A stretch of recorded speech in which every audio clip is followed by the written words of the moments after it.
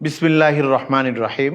গত ২-৩ দিন বা ৪ দিন যাবৎ মরক্কো থেকে কিছু অভিবাসন প্রত্যাশী যারা বিদেশে যেতে গিয়ে থাকতে চায়, একদল মানুষ স্পেনের একটা জায়গা সেউতা পানি সাঁতরে অবৈধভাবে বৈধ ভিসা পাসপোর্টের ভিত্তিতে না পাড়ি জমাচ্ছেন। প্রায় 50,000-এর মতো মানুষ পাড়ি জমিয়েছেন। এর মধ্যে অর্ধশতাধিক মানুষ মারাও গিয়েছে, এই খবরও এসেছে। এটা একটা নিউজ গত কয়েকদিন যাবৎ চলছে, আন্তর্জাতিক খবরাখবরের মধ্যে এই খবরটা বারবার আসছে।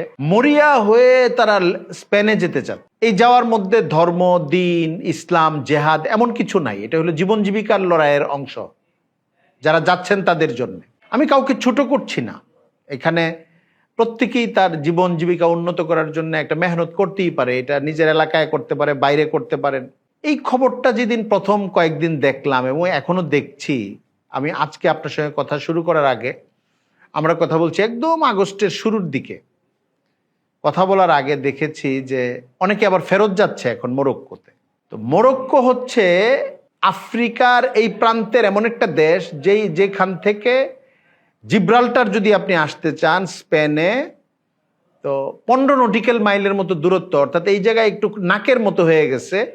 ওই বড় সমুদ্র আর এই দিকের আটলান্টিক, দুই সমুদ্রের মাঝখানে এই জায়গাটা নেকের মতো একটা দূরত্ব কমের একটা জায়গা চলে এসছে। এবং এই জায়গাটা দিয়েই আপনার স্পেনে অভিযান চালানো হয়েছিল।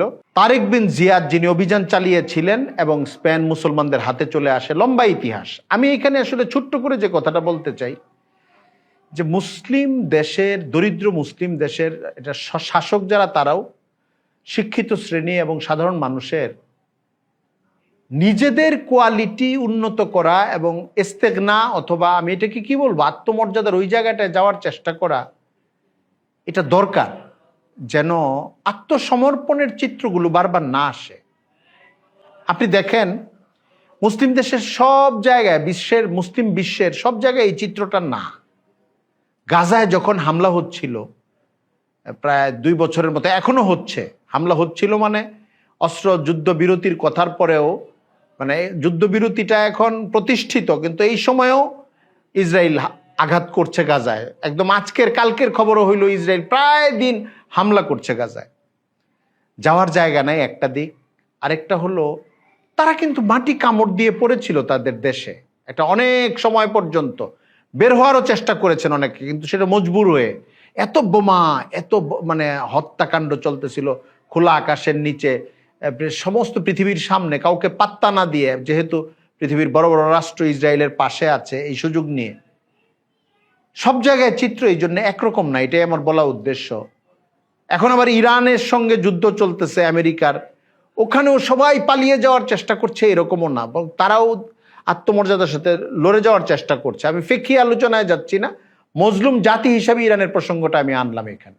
তো এই যে স্পেনের একটা অংশে গিয়ে অভিবাসনের চেষ্টা, এটা যদি মুসলিম দেশগুলো তাদের অর্থনীতিতে, তাদের আখলাকে, তাদের মুআশারায়, তাদের মুআমালায় একটু ঘুরে দাঁড়ানোর চেষ্টা করে।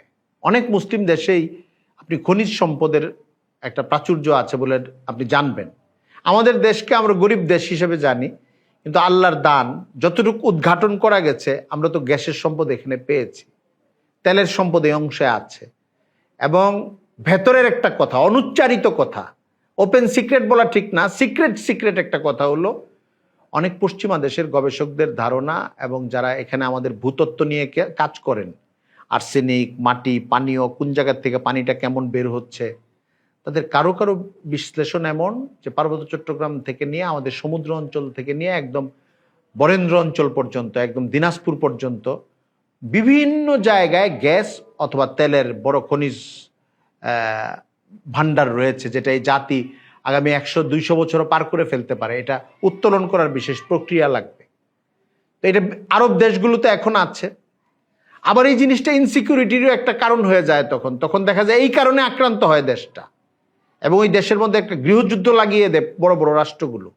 আমি আপনাকে যে কথাটা, আপনাকে এবং আমাদেরকে বলতে চাচ্ছি, সেটা হলো মুসলিম দেশগুলো থেকে এই যে অভিবাসনে যেতে চায় একটা অমুসলিম দেশে, এটা আমাদের দেশেও এই চিত্রটা আছে। আমাদের দেশের অনেক মানুষ ইটালি যাওয়ার জন্য, জার্মানিতে যাওয়ার জন্য, ফ্রান্সে যাওয়ার জন্য, আমেরিকায় যাওয়ার জন্য পাগল হয়ে যেতে থাকে। এবং এই ভূমধ্য সাগরে অনেক মানুষ বছরে 4-5 বারই বড় বড় খবর আসে যে নৌকা ডুবে বহু মানুষ মারা গিয়েছে, এই খবরগুলো আসে।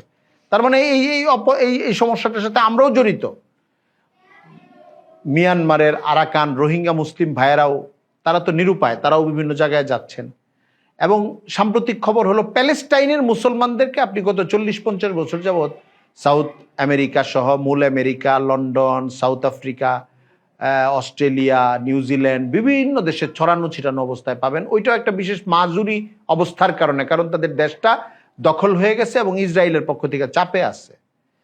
এই যে মরক্কো একটা সাধারণ স্থিতিশীল রাষ্ট্র এখন মুসলিম দেশ হিসাবে, আলজেরিয়া, মরক্কো অথবা আফ্রিকার অন্য আরেকটা রাষ্ট্র হোক, এশিয়ার কোনো একটা রাষ্ট্র হোক, পাগলের মতো পশ্চিমের খ্রিস্টান প্রভাবিত বা খ্রিস্টান আধিক্যের রাষ্ট্র, অথবা মুসলমানদের ওইখানে ধর্মীয় কোনো মূল্যায়ন ওইভাবে হবে না, কাজের সন্ধানে পাগলের মতো ছুটতে থাকা, কেন জানি মনে হয় এটা আমাদের একটু ছোট হওয়ার একটা দৃশ্য বাহ্যিকভাবে দুনিয়ার দিক থেকে।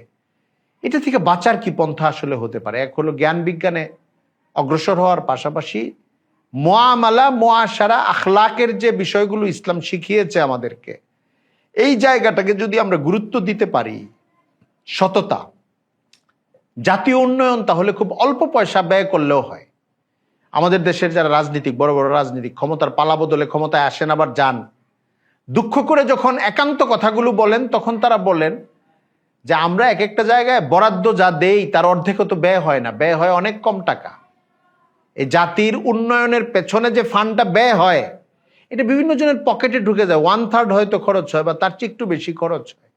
মানে সেই খরচটা হলো ভালো খরচ হয়েছে। 1000 কোটি টাকার একটা প্রজেক্ট 300, 400, 500 কোটি টাকা ব্যয় হয়েছে, মানে হলো সর্বোচ্চ কাজ হয়েছে, ওইখানে সর্বোচ্চ উন্নত মানের কাজ হয়েছে। তার মানে কি? মানে হলো আমাদের দেশগুলোতে, শুধু আমাদের দেশ না, এরকম উন্নয়নশীল মুসলিম দেশগুলোতে লুটপাট, জাতীয় মুদ্রা, টাকা পয়সা, সম্পদের লুটপাটের একটা রাস্তা খোলাই থাকে, রাজনীতির মধ্যে হানাহানি থাকে, ব্যবসার মধ্যে অসততা থাকে, রপ্তানির একটা বিশাল বাজার পায়, কিন্তু নিজেদের খেয়ানতের কারণে এই বাজার আবার বন্ধ হয়ে যায়। এই যে জায়গাগুলো, এই জায়গা আবার আমাদের অনেক ম্যান পাওয়ার বিভিন্ন দেশে যায়, ওখানে গিয়ে আবার বদনাম করে অনেকে নানান ধরনের অনৈতিক অপরাধের সঙ্গে জড়ায়া যায়, আবার তীব্র মাত্রার অদক্ষতা নিয়ে যায়, কোনো কাজ শিখে যায় না। যে কারণে পাকিস্তান, মালয়েশিয়া, ইন্ডিয়ার যে জনশক্তি সৌদি আরব গিয়ে যে মর্যাদাটা পায়, বাংলাদেশের একদম অদক্ষ একটা জনশক্তি গিয়ে যখন ওইখানে লাগে, দেখা যায় একজন ইন্ডিয়ানের আন্ডারে কাজ করতেছে, অথচ লেখাপড়া সমান। ওই লোকটা বাংলাদেশে 1 বছর কাজ শিখে গেছে, একটা বাবুর্চিগিরির কাজ অথবা একটা আপনার ফ্রিজ ঠিক করার কাজ, এসি ঠিক করার কাজ, কিছু একটা শিখে গেছে সে তার দেশে ট্রেনিং দিয়ে, এইখানে ওইখানে ভালো আয় করছে। আমাদের লোকটা তার আন্ডারে গিয়ে নিছক অদক্ষ শ্রমিক হিসাবে সুইপার বা এই জাতীয় কোনো কাজ করতে হচ্ছে।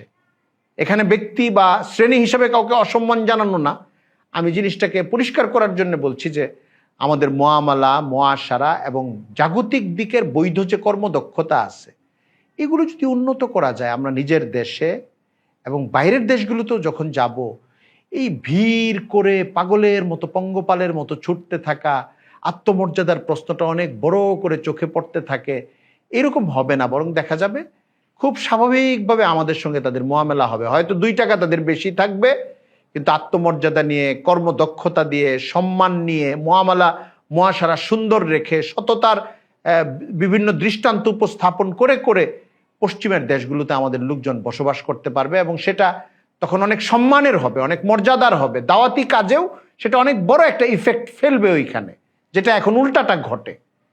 আমি আসলে স্পেন এবং মরক্কোর অভিবাসন প্রত্যাশীদেরকে নিয়ে কথা বলা আমার মূল উদ্দেশ্য না। মূল উদ্দেশ্য হলো ওই চিত্রটা আমার ভিতরে একটা মানে একটা আঘাত করেছে আমার হৃদয়ের মধ্যে, ওই চিত্রটা যে এইভাবে দল বেঁধে যাওয়া, ঢুকতে চাচ্ছে, পারছে না, মারা যাচ্ছে, আবার কিছুদিন পরে নিজের দেশে চলে আসা, ওইখানে থাকতে পারছে না।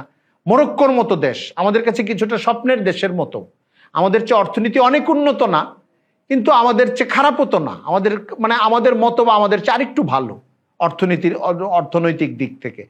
সেই জায়গা থেকে একটা ইউরোপীয় দেশে যাওয়ার জন্য এই যে পাগল পাগল একটা অবস্থা, এইটা তাদের দেশে যদি এমন হয়, তাহলে আমাদের দেশে কেমন, ইন্ডিয়াতে কেমন, আশেপাশের দেশগুলোতে কেমন, আমাদের মানের যে দেশগুলো। আমাদের সামগ্রিকভাবে কর্মদক্ষতা বাড়ানো দরকার, সততা বাড়ানো দরকার, ইসলাম আমাদেরকে মুআমালা মুআশারার যে জিনিসগুলোকে উন্নত করতে বলে, এই জিনিসগুলি উন্নত করা দরকার।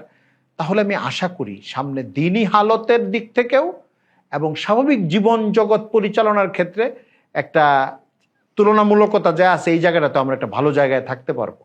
আল্লাহ তাআলা মুসলমানদের বিজয়ের দিন আমাদেরকে দেখান, সম্মান পাওয়ার দিন দেখান, এবং সম্মান হানি হয় না কোনো উপলক্ষে, বরং বৃদ্ধি পায়, এইরকম একটা জায়গায় যাওয়ার আল্লাহ তাআলা গোটা মুসলিম দুনিয়ার সব উন্নয়নশীল মুসলিম দেশগুলোকে ওইখানে যাওয়ার তৌফিক দান করুন।